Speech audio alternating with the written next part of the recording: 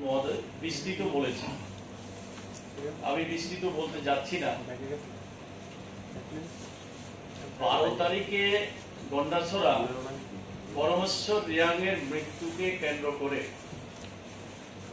অত্যন্ত দুঃখজনক এই মৃত্যুর ঘটনা। আমরা ব্যথিত, দুঃখিত এই ধরনের ঘটনার জন্য। এই মৃত্যুকে কেন্দ্র করে গন্ডাছড়াতে যা ঘটলো আপনারা শুনেছেন। 12 তারিখ এবং 13 তারিখ প্রায় 250 পরিবার তাদের ঘর বাড়ি, দোকান, তাদের রোজগারের যা সম্বল ছিল সেগুলি ধ্বংস করে দিয়েছে। তাদের বাড়িতে যে গরু, ছাগল, হাঁস, মুরগ সমস্ত কিছু ধ্বংস করে দিয়েছে। এরকম একটা দুঃসময়ে আমরা তাদের পাশে দাঁড়ানোর জন্য, এই ঘটনা যারা ক্ষতিগ্রস্ত হলো তাদের পাশে গিয়ে দাঁড়ানোর জন্য আমরা আজকে আমাদের পার্টির তরফ থেকে, সিপিআইএম এর তরফ থেকে আমাদের বিধায়ক দল এবং পার্টির নেতৃত্বরা যৌথভাবে সেখানে আমরা গিয়েছিলাম। কিন্তু আমরা কি অবস্থার মধ্যে পড়েছি আপনারা শুনেছেন। আমরা যেতে পারিনি।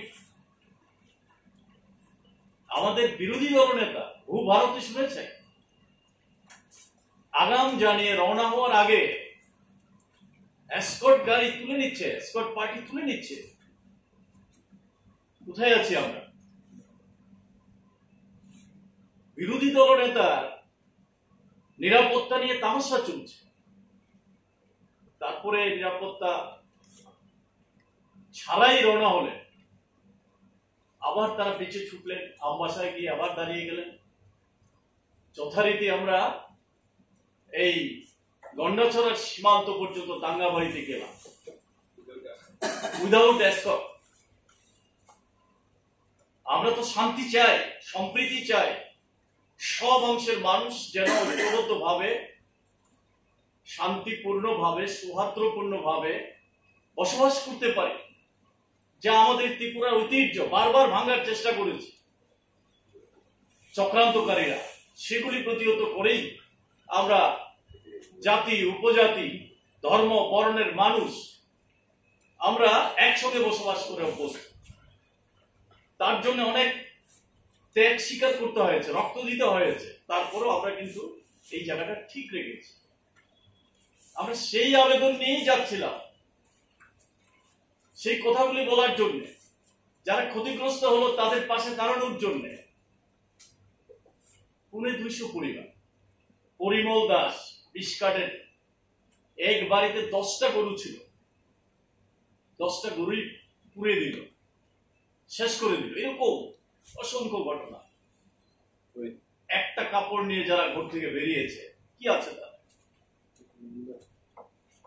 আমাদের ওইখানকার স্থানীয় নেতৃত্বরা খোঁজ খবর নিচ্ছে, কার কার বাড়ি পোড়া যাচ্ছে, ক্ষতি হয়েছে, সেগুলি তদন্ত করতে গিয়েছে। এখন যারা বাড়িঘর ছেড়ে আশ্রয় নিয়েছে শরণার্থী শিবিরে, সেখানে এখন আর দেখা যাচ্ছে না।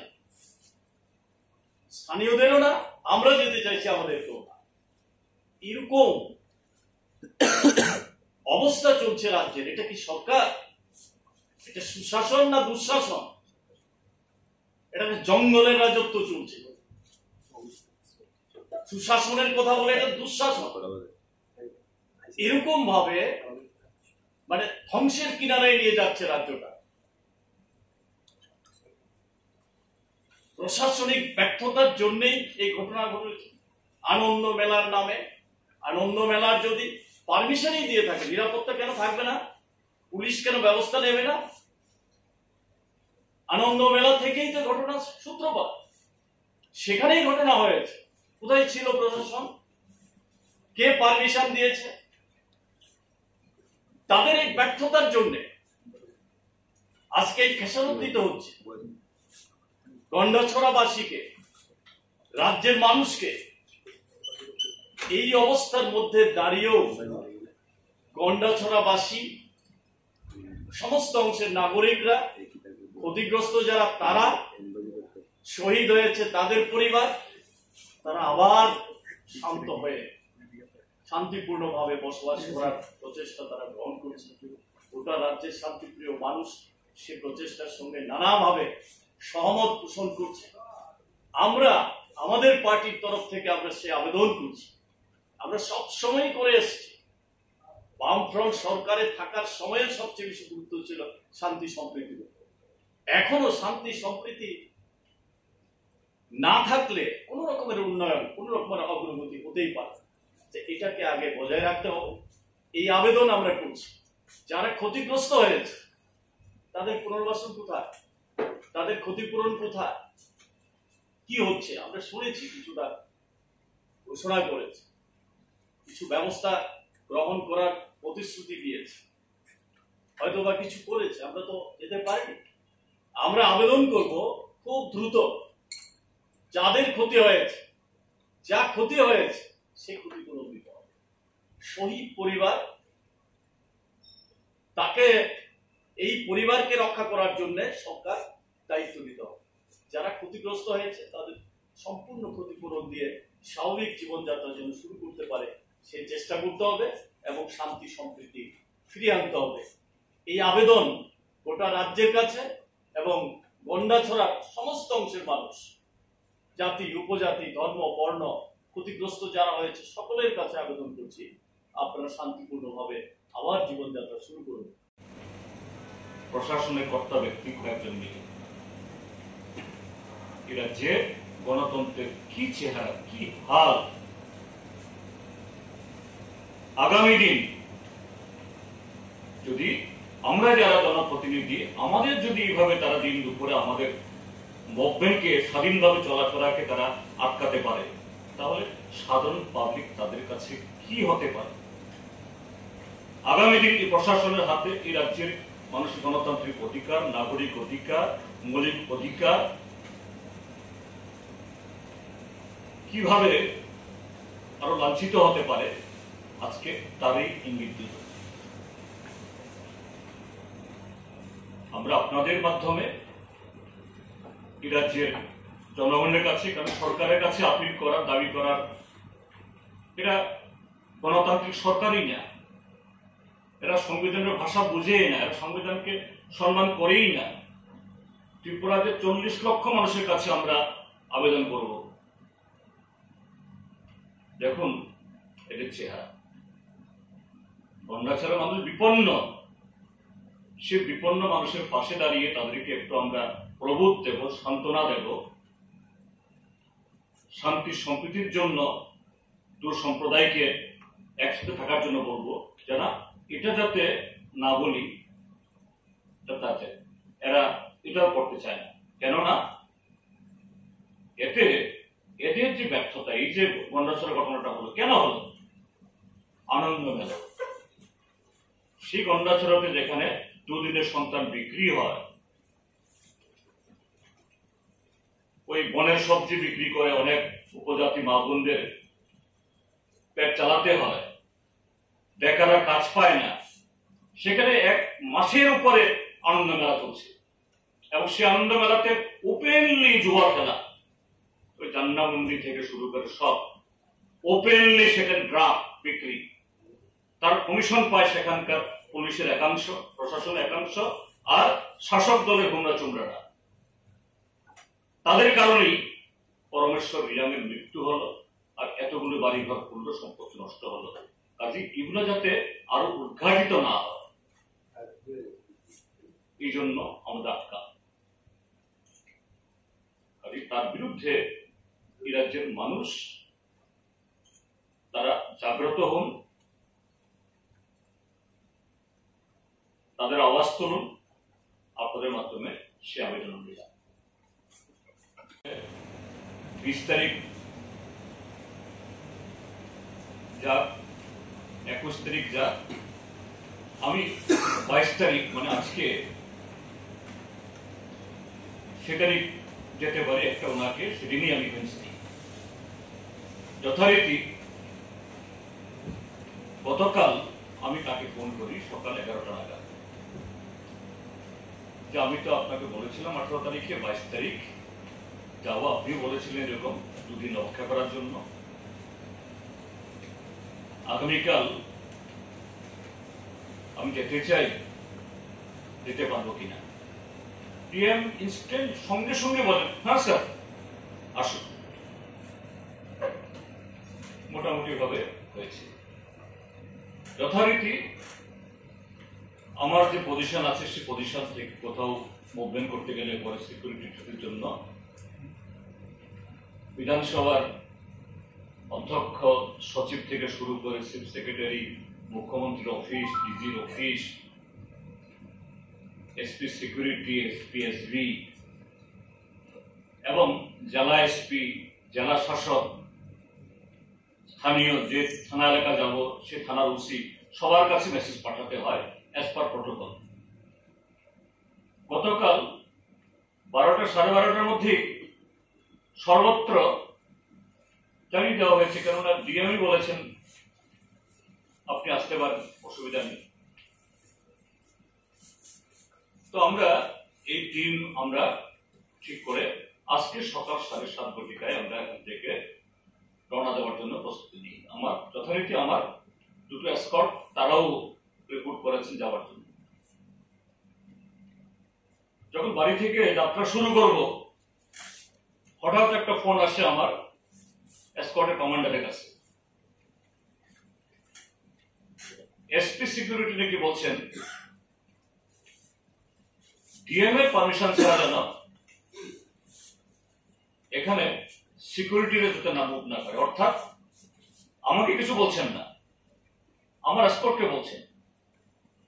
আমি তো বললাম এটা মিসকমিউনিকেশন হতে পারে, ডিএম এর সাথে কথা বলেই তো প্রোগ্রাম করেছি। এবং ডিএম নিজে গতকাল রাত 9টা নাগাদ আমাকে ফোন করে আবার তিনি জেনে নিয়েছেন, স্যার আপনি কোন পথ দিয়ে আসবেন, গন্ডাছড়া দিয়ে, এই আমবাসা দিয়ে আসবেন না অমরপুর দিয়ে আসবেন? আমি বললাম আমি আমবাসা হয়ে যাব, প্রথম জগবন্ধু পাড়াতে থামবো, সেখানে পরমেশ্বর রিয়ান তার বাবা মারা থাকেন, তাদের গিয়ে সান্ত্বনা দেব, সেখান থেকে গন্ডাছড়া যাব। ডিএম তখন আমাকে অনুরোধ করেন, স্যার বেশিক্ষণ থাকবেন না, আপনি 12টা, 12:30টার মধ্যে যাতে আপনার প্রোগ্রাম শেষ হয়। হ্যাঁ ঠিক আছে, এবং আপনারাই আপনার প্রশাসনকে বলে দিন, সেখানে এসডিএম বা এসডিপিও কে তারাই গাইড করুক।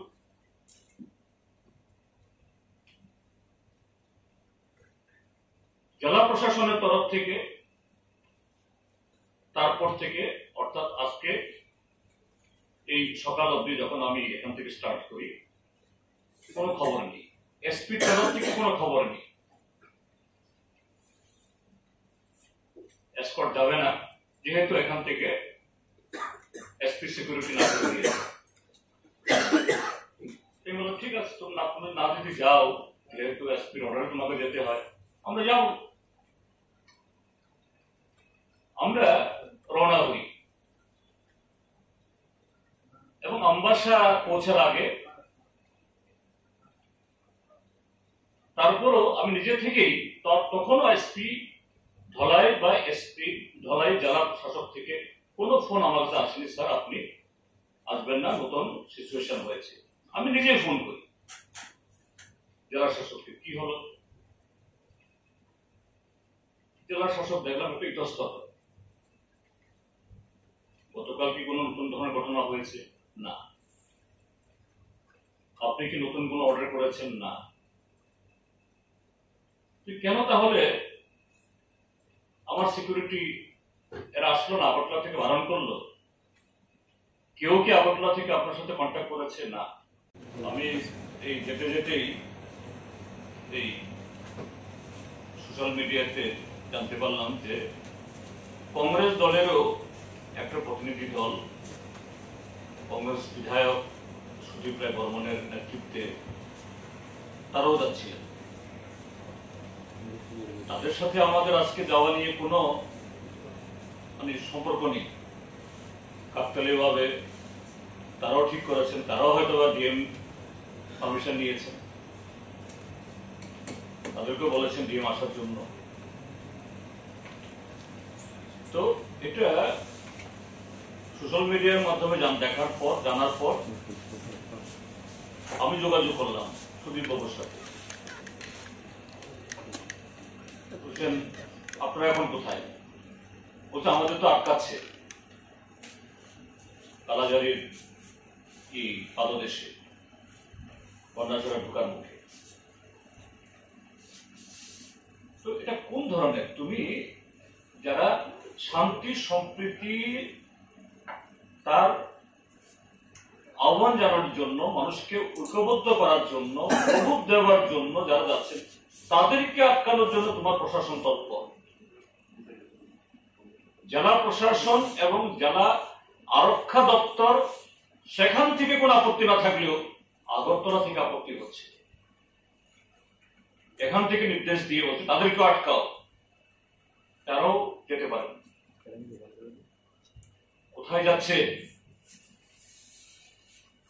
এই ডিজিপি ত্রিপুরার আইন শৃঙ্খলাকে কোথায় নিয়ে যাচ্ছে? তিনি পরপর 3টে নির্বাচন এটাকে কংগ্রেস দলের বিজেপি দলের লেজুর হয়ে এই প্রহসন করতে সাহায্য করেছেন। আজকে এখনো এই জাতীয় ঘটনাতেও ভূমিকা নিচ্ছে। আমরা বলবো যে আমাদেরকে যেভাবে আটকিয়েছে, বিধায়ক হিসাবে আমাদের একটা প্রিভিলেজ আছে। দেখা যাক এই বিধানসভাতে তাদের বিরুদ্ধে আমরা প্রিভিলেজ পোষাবো না। এইভাবে আমাদের যে রাইট এটাকে তারা কাটিল করতে পারে না। এই হলো যে ঘটনাগুলো। আমরা সমস্ত অংশের গণতান্ত্রিক অংশের মানুষ, শান্তিপ্রিয় অংশের মানুষ, বিজেপির মধ্যেও যারা ব্যক্তি স্বাধীনতা, নাগরিক স্বাধীনতার পক্ষে, তাদেরকেও রুখে দাঁড়ানোর কথা বলবো। নতুবা একদিন তারাও রেহাই পাচ্ছে না। এই হলো কথা। স্যার, আজকে যেরকম আপনারা যেতে পারলেন না, বাধা সম্মুখীন হলেন, কংগ্রেসের ওরাও বাধা আপনারা কি আবার যাবেন? নিশ্চয়ই, তাদের বাধাতে তো আমরা বসে থাকবো না। আজকে বাধা দিয়েছে, কালকে পারবে না। এভাবে এই রাজ্যের মানুষের অধিকারকে তারা তাদের পকেটে করতে পারবে। আমরা যাব, আমরা সেখানে পৌঁছতে না পারলেও আমাদের লোকজন সক্রিয়ভাবে জনগণের পাশে আছে। আমরা সবসময় থাকবো। Sir, what do you feel? What is the reason behind not being allowed? Executive in the state and the administration, very particularly the DG, here now their hand is totally that it has been bloodied. বাংলাতে যেটা বলা হয় রক্তাক্ত, it has become totally shredded by the bloods. So they are afraid. If any individual, any peace-loving people, any democratic bias, they raise their voices, the issues. That's why they are preventing us like this, undemocratic, by curtailing our fundamental rights. And they are committing crime against the law of the land by curtailing the rights of the individual and rights of the legislators. This is the sorry state of affairs. But the government has already declared that they are providing compensation, and the district magistrate had earlier also, we have seen him claiming that things are almost normal over there. So, do you think anything to hide there? Or This is the mockery. If the situation is so normal, peace is prevailing there, people are very much satisfied with the action of the administration, then why you are so scared of? And what relief you have distributed? Only 25,000. There are many families, scores of families, they have lost their properties, damaged of couple of lakhs. By only 25,000, you are compensating. So this is all mockery. So that's why they are very much afraid that they are all these deeds failure. It will be further unfolded. That's why they like to suppress our voice. They like to refrain us from visiting the places. This is the thing behind, nothing else. Neither there was no complaint, there was no apprehension on the part of the district police, on the part of the district administration. If so, the DM should have called me from his own. The same DM who last night who spoke to me over phone, at what time you are reaching, which places you will go. Today also he have not phoned me, he have not called me. Only after I have connected him, then only he told me of all this thing. Sir, let me speak to someone. Who is that someone? This someone is the political boss, and here the DC. They are the conspirators. They are the killer of peace and tranquility in our state. Under their hand, the democracy and our life is now really. See, unopposed in Tripura, what does it speak about? It is win. It is win. It is robbery, dacoity, robbery of democracy. You know what happened? Till 3 p.m. today, though only 35% of the total seats, the opposition candidates, they had been able to file their candidature. Already more than 64% seats they occupied uncontested by creating all these things. Remaining 34-35% seats, that also last 3 days, scores of people are the victim of their terror. Their houses are burned, their shops are looted, they are threatened, and today also physically assaulted. This is win. This is murder of democracy.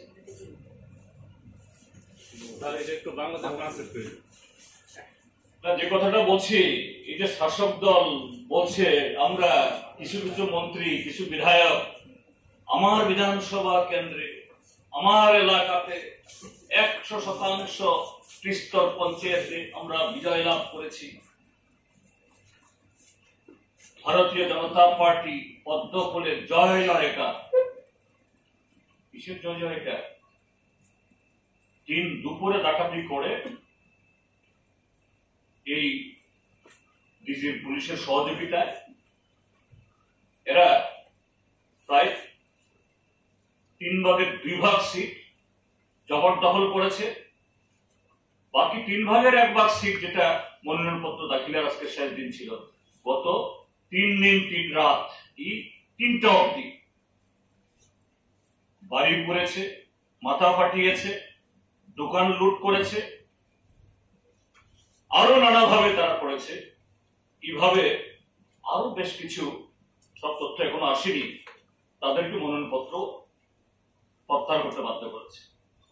কিসের গণতন্ত্র? কিসের জয়?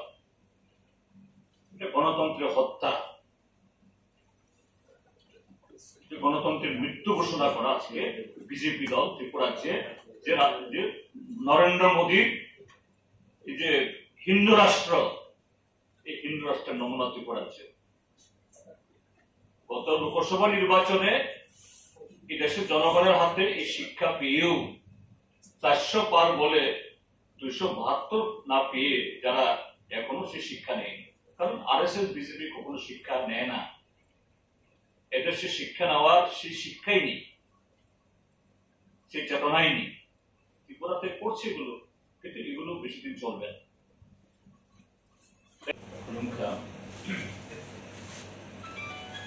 আমরা CPIM রাজ্য সম্পাদক মন্ডলী এবং আমাদের CPIM বিধায়কের তরফ থেকে আপনাদেরকে স্বাগত জানাচ্ছি। আজকে যে বিষয়টি আপনাদের সামনে উত্থাপন করার জন্য এখানে আহ্বান করেছি সেটা হলো আমাদের রাজ্যের সরকার, অর্থাৎ তার যে পলিটিক্যাল এক্সিকিউটিভ এবং তার অধীনে রাজ্য প্রশাসনের যে টপ ব্রাসেস, শীর্ষস্তর, ত্রিপুরাজ্যে তাদের জনবিরোধী কার্যকলাপ, এই রাজ্যের মানুষের গণতান্ত্রিক অধিকারকে পদদলিত করা, রাজ্যের মানুষের যে নাগরিক অধিকার, সাংবিধানিক অধিকার, এটাকে সম্পূর্ণভাবে অবহেলা করা এমন একটা পর্যায়ে গিয়ে পৌঁছেছে সারা ত্রিপুরাজ্যের মানুষ প্রতিদিন তা প্রত্যক্ষ করছেন। এই রাজ্যের মানুষ নাজেহাল হচ্ছে। আজকে আমরা আমাদের পার্টির রাজ্য নেতৃত্ব, আমরা এখানে যারা আছি, কমরেড নরেশ জমাতিয়া, কমরেড সুধন দাস এবং আমাদের 3 জন বিধায়ক, কমরেড সুদীপ সরকার, রামু দাস এবং নয়ন সরকার, গন্ডাছড়াতে গত 12 তারিখ থেকে যে দুঃশাসনের শাসন চলছে, শাসক দলের নেতৃত্বের যে নৈরাজ্য সেখানে কায়েম হয়েছে, প্রশাসনের একটা অংশের যোগ সদস্যে মরসি পাট্টায়, আপনারা সকলেই জানেন, সেখানে একটা ঘটনায় একজন তরতাজা যুবক পরামর্শ রিয়ান, তার অকাল মৃত্যু হয়েছে। হ্যাঁ, এবং এই ঘটনাকে কেন্দ্র করে 12 তারিখ এবং 13 তারিখ দুদিন ধরে গন্ডাছড়া মহকুমাতে তাণ্ডবলীলা চলেছে। এতে শতাধিক পরিবারের জীবন জীবিকা সম্পূর্ণভাবে ধ্বংস হয়েছে। তাদের বসত বাড়ি, দোকান ঘর, গাড়ি, মোটরসাইকেল, অটো, আরো নানা ধরনের দামি দামি জিনিস, এগুলোর উপরে তাদের জীবিকা নির্বাহ তারা করতেন।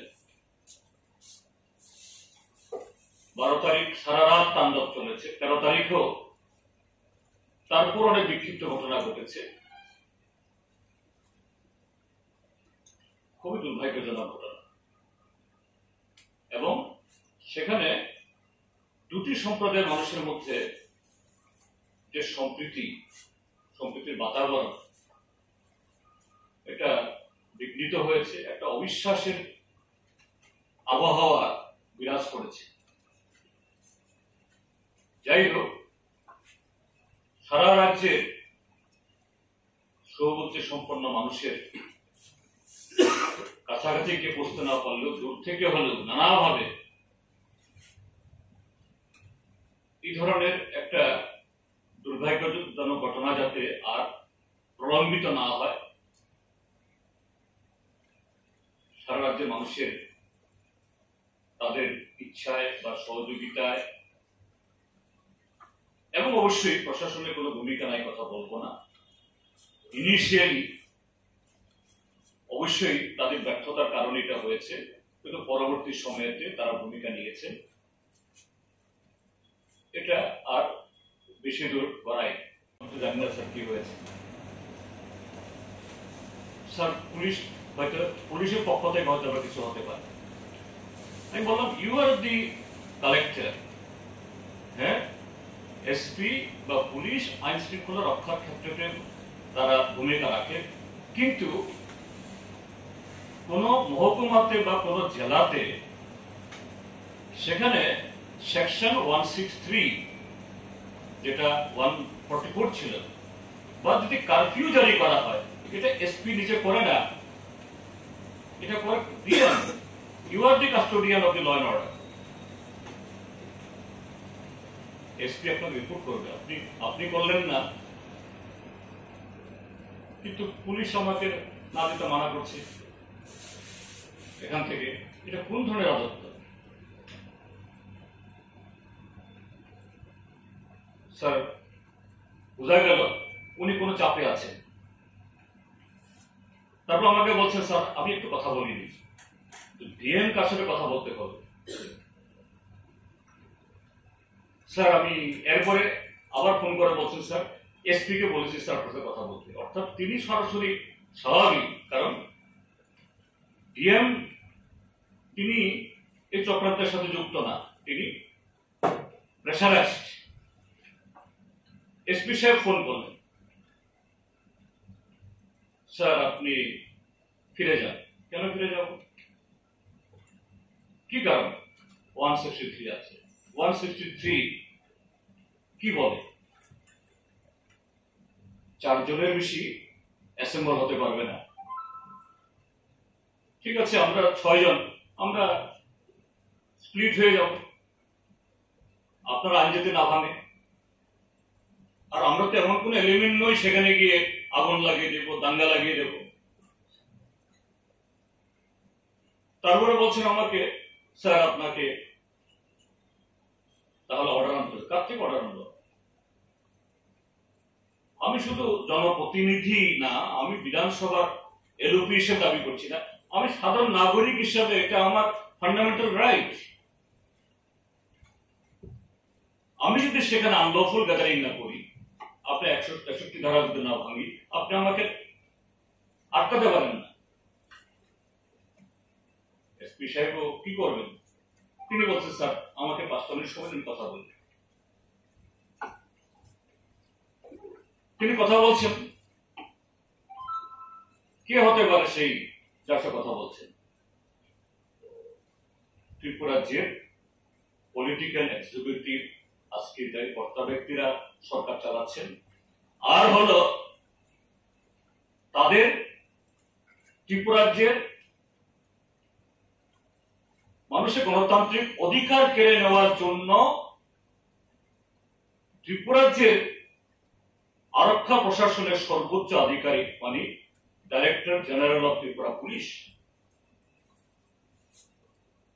তারা আমাকে নাম বলেননি কার সাথে কথা বলছে, কিন্তু বক্তব্য পরিষ্কার। ডিসি না ঢুকতে দেওয়া যাবে, উইদাউট এসকর্ট আমি চলে গেলাম। আমাদের গিয়ে দেখি দাঙ্গাবাড়ি, অর্থাৎ আমবাসা মহকুমা পেরিয়ে গন্ডাছড়া মহকুমা ঢোকার যে বর্ডার থেকে দাঙ্গাবাড়ি বলে জায়গাটার নাম, জগবন্ধু পাড়ার আগে বিশাল পুলিশ বাহিনী, সিআরপিএফ, ত্রিপুরা স্টেট রাইফেলস,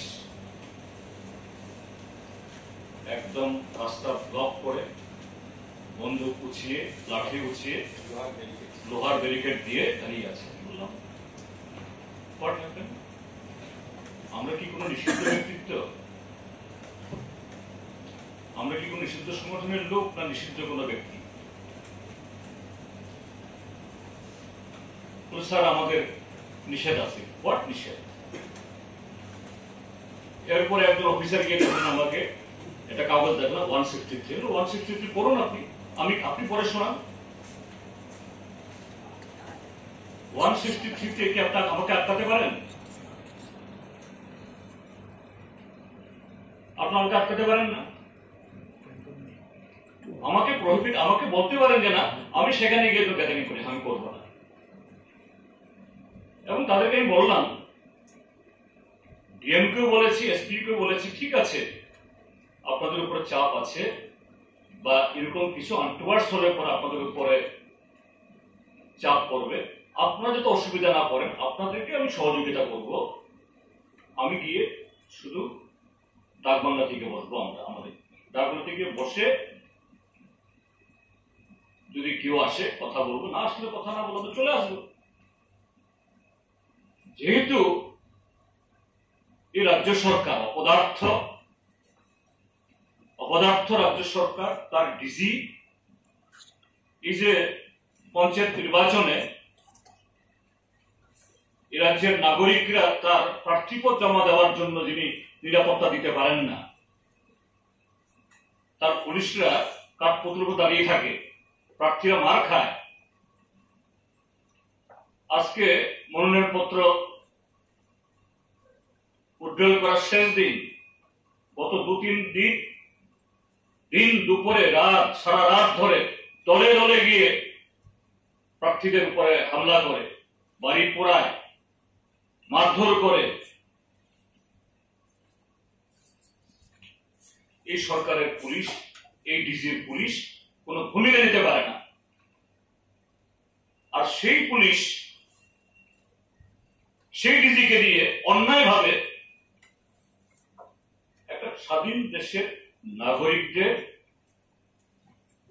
তার রাজ্যে এবং সেই রাজ্যের বিধানসভার যারা সদস্য, 4 জন সদস্য একসাথে আমরা আমাদের পথ আটকায়। এই রাজ্যে আর কোন গণতন্ত্র আছে? সংবিধান আছে, নাগরিকদের অধিকারও বলণ্ঠিত এবং জনপ্রতিনিধিদের অধিকারও বলণ্ঠিত। ত্রিপুরা রাজ্যের সরকার, ডাক্তার মানিক সাহা, তার প্রশাসন, তার ডিজি মনে করে আমরা যা ইচ্ছা করব এটাই আইন, আমরা যা বলবো সেটাই আইন। একটা অরাজকতা, বর্বরতা, সংবিধানের উপর বলাৎকার, আমাদের নাগরিক অধিকার, মৌলিক অধিকারের উপরে হস্তক্ষেপ এইভাবে সেখানে করছে। দুর্ভাগ্যে যদি তাই হয়, আমরা ল অ্যাবাইডিং সিটিজেন। 18 তারিখ ডিএমকে বলেছি, তিনি না যাওয়ার জন্য বলেছেন 20 তারিখ, আমরা যাইনি। গতকাল ডিএম এর সাথে কথা বলেছি, ডিএম বলেছেন sir yes you are most welcome. আর যদি ডিএম বা সেই জেলার এসপির তরফ থেকে যদি এই প্রতিবন্ধকতা তৈরি করা হতো, তারাই আমাকে ফোন করে জানাতে, স্যার আপনি ঠিক আছে, গতকাল কথা হয়েছে, আপনি আছেন। তারা কিন্তু জানাননি। শতাধিক পরিবার এই বৃষ্টি বাদলার দিনে শুধু সম্পত্তি নষ্ট হয়নি, তাদের বাড়িঘর ছেড়ে তাদের শরণার্থী জীবন সেখানে যাপন করতে হচ্ছে অত্যন্ত কষ্টের সাথে।